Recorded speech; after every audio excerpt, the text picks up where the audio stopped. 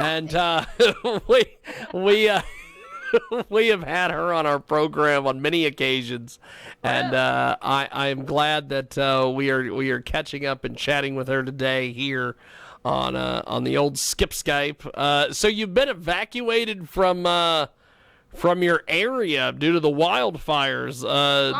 My house is not far from the Jones Fire, which is kind of a big deal in California right now. So it's taken over 550 acres. The planes, I can hear the planes outside trying to dive bomb the fire and establish some kind of a border, because they've only got 5% containment right now. So yeah, my house is still on the line, James. Can you sit, like, I don't know, do a little dance or say a prayer or something for me? Wow, that is it's a real life situation. That is that. So. Today's 2020's been a mess, man. I mean, come on. I started the year thinking, okay, it's an election year, and this is going to be a shit show. Excuse me, I don't even know if I No, go ahead, my friend. You can say whatever the hell you want. I'm interviewing porn stars on a regular basis. I think you can say the word shit. All right. Wasn't sure. So, and I thought that was going to be bad enough, and then we get hit with the pandemic, and all of a sudden, it's now the norm to be wearing a mask, and I'm worried about my mom because she's in an assisted living facility, and she's got, really advanced Alzheimer's, so she needs 24/7 care, and I'm just like, oh, please don't let her get sick. And fortunately, they're doing a good job. But, you think you get past that hurdle. Okay, we're dealing with a pandemic and a really key election year that may define our country for the next 100 years or something. And Yes. then we end up having the protests, which I am 100% behind the protesters. I think it's time that we actually get pissed off about the violence towards Black people. But I'm also like, it creates this destabilization where you start worrying about the meltdown in the social fabric. And then, just to make it interesting, let's have a whole bunch of wildfires caused by, the fact that it's so frickin' hot here, James. It's like Yes. way over 100. Death Valley just clocked 130 degrees, which is the hottest that we've ever measured on this planet. Well, we have got a great guest with us today. Joins us live here on our big broadcast, and lots of, I don't even know who the hell this is that's calling me, but so tell us a little bit about the website and everything. TheShameFreeZone.com. Oh my God, it's so much fun. I've got a relationship IQ test over there. Lots of people are taking it, and it's mostly for fun, obviously, if you're going to take a test like that. But the answers are fun, so I think it'd be kind of fun to go over there and take that.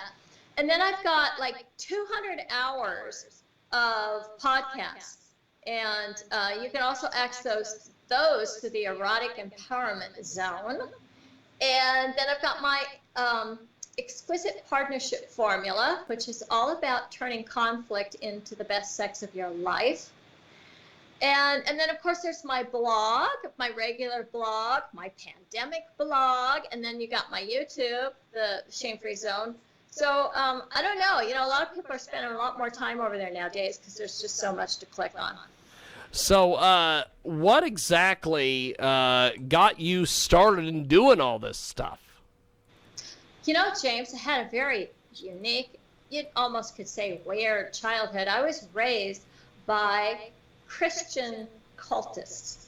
So my parents kept me out of public school, and I read the Bible from cover to cover when I was 12.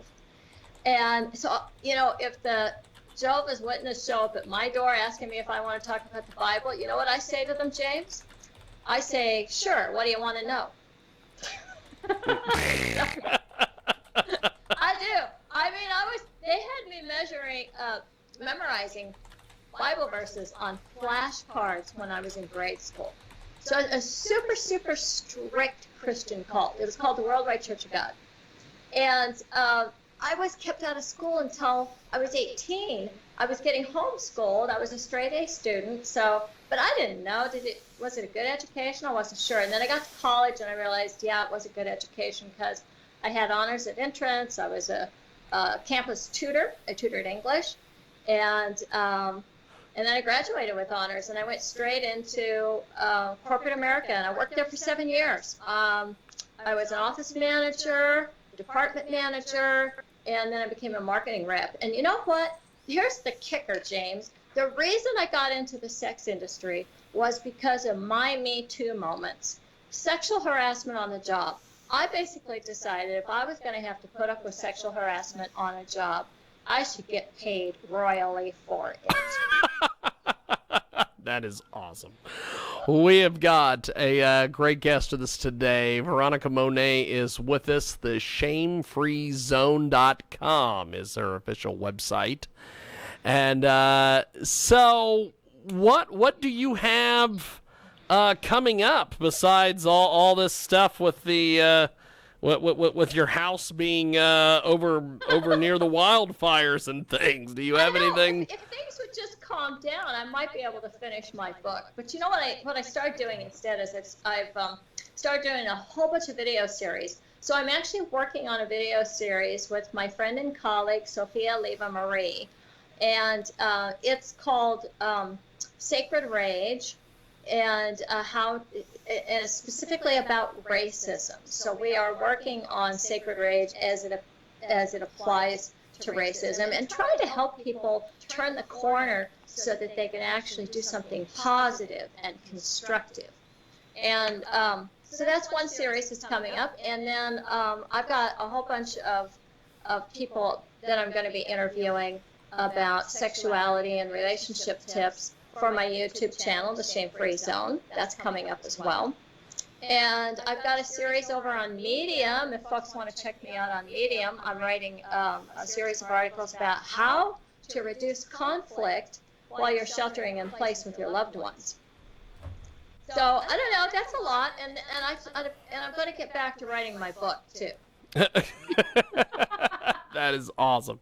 It is Veronica Monet. She's with us today here in our big broadcast. And so what do you make of all this Me Too stuff? Do you think that some of this went too far? Because they just got to the point where they were just... If anybody had talked to anybody wrong in an unflattering way 20 years ago, well, that guy or that chick's got to lose her spot. Because some of these people I think should have been sent on their way. Matt Lauer and some of these guys, they should have sent packing. But then there was a lot of other people that it's like, well, he talked to me in a negative way 25 years ago and nothing else ever happened. And, well, he's gone. Yeah, so I'm really glad you asked that question since I'm writing a book about it. Yes. My take on Me Too is that, first of all, so happy that it's finally being called out, because I don't know a woman who hasn't experienced some kind of sexual harassment. And most importantly, this whole movement was birthed out of the idea that it was causing women to leave certain professions, lose certain jobs, not be able to advance or get promotions. And that, that's your life. I mean, that affects your income, your ability to pay off your student debt, your ability to own a home, your ability to take care of your children, your ability to live. So it's a huge, worthwhile topic, and I'm 100% behind that whole concept of calling it out. Here's what I'm not on board for. I'm not on board for all of the call out culture, or cancel culture, excuse me. Calling it out is one thing. Canceling people is another. I was really just so sad to see people trying to remove all the art and movies and books. Anybody that had ever perpetrated is supposed to now, be canceled. Oh yeah, you got to go away. And I think that this is a really unfortunate and destructive angle to go in, because everybody has perpetrated, at some point somebody did something that was wrong in their life, if you've lived at all. And we need a model that helps maybe restorative justice. So like if you denied somebody a job, you give them some money. But you shouldn't be canceled so that you are not allowed to work or live. I mean, how much sense does that make? We're just going to wind up with a bunch of people who are going to probably never heal, never become better people. And granted, if somebody is a sociopath, maybe like Harvey Weinstein, somebody like that, we just need to put them in prison. But there's other people who just did stupid stuff, and I'm thinking like Aziz Ansari. I mean, wouldn't it be wonderful if we would educate and enlighten and bring people together to actually have conversations so that we can start changing the culture? Because in a lot of ways, I see people as being victims of a very predatory and sexist culture. And there's this way in which we don't make any allowances for change, for growth, for restorative justice, for there to be healing. If we just keep canceling people, we're going to wind up kind of where we're at now, where we've got a very polarized culture. Yes. Yes, indeed. We have got a tremendous guest with us today. Veronica Monet joins us here on our big program. And one of the things that I did during the whole lockdown thing in April was I interviewed every porn star I could get my damn hands on.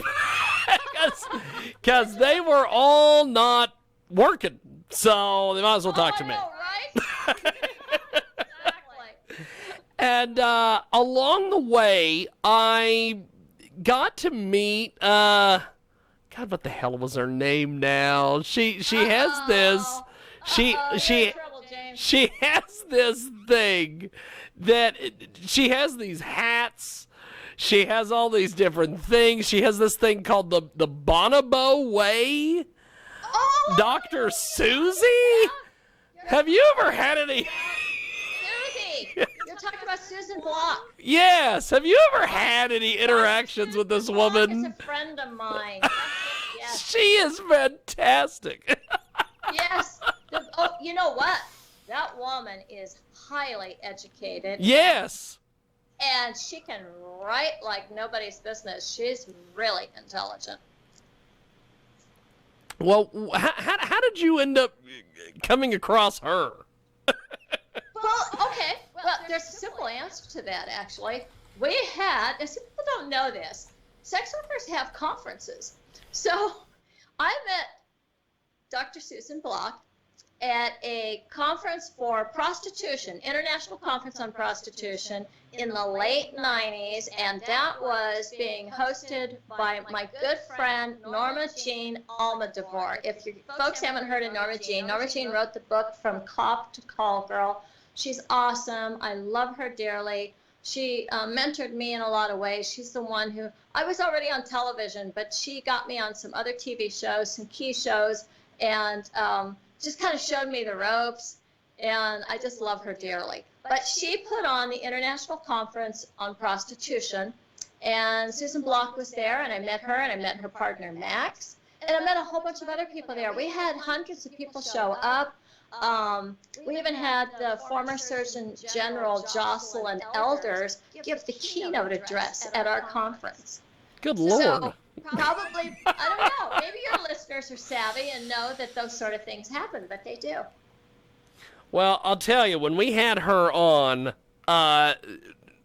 she wanted to do Skype with us like everybody else, and oh my God, the background, the stage set, the hats, I'm like, this... I'm surprised she didn't bring on a young porn star to lick her while she was talking. So, okay, so you've brought something up that sex workers have conferences. Tell me about this whole world and how do I get an invite? But yeah, how do you get an invite? So this is all like part of a political movement to decriminalize prostitution and educate people about sex workers. I mean, James, all kidding aside, this is actually very important work. There's all kinds of people who can't access sex unless they are able to pay for it. And there's sex workers who go to great lengths to learn how to work with different disabilities. You know, there was a beautiful film made a couple of years ago out of Australia called The Scarlet Road. And it's just so touching and so moving that people are like, no, those can't be prostitutes. And it's like, yeah, actually, they are. And prostitutes are beautiful people. So, yeah, the conferences are wonderful. We get people from all over the world. And you find out what a big movement this is to try to find some way to turn the narrative around sex work so that it's embracing of pleasure and connection and healing and joy and orgasms and why, you know, and Norma Jean used to say, she says, of all the bad things I could do on the planet, I can't imagine giving somebody an orgasm is evil. Oh, How could that be so, right? Yeah. That's a hell of a deal. Yeah. Well, Veronica, this has definitely been fun. We will definitely have to do this again. I have really enjoyed doing the Skype thing with you. Yes. This has worked out, so it is fantastic, and I will be in touch. I will shoot you an email, and maybe some Sunday we can have you on the Sunday show, which is always insane. Maybe we can do call-ins or something. I always that would be fun. We could do that as well, or we could have these. We could have these answering questions. We could have these crazies call in on Skype, so we can actually see the people asking the questions. Oh, so we could do that as well. But Veronica, thanks for doing this, and I will be in touch, my friend. Have yourself a wonderful day. Thanks, James. Stay safe out there. Definitely. Good luck with your house, my friend. Yeah, thanks. I appreciate it. Thank you. Thank you, Veronica. Bye. There she goes, Veronica Monet. And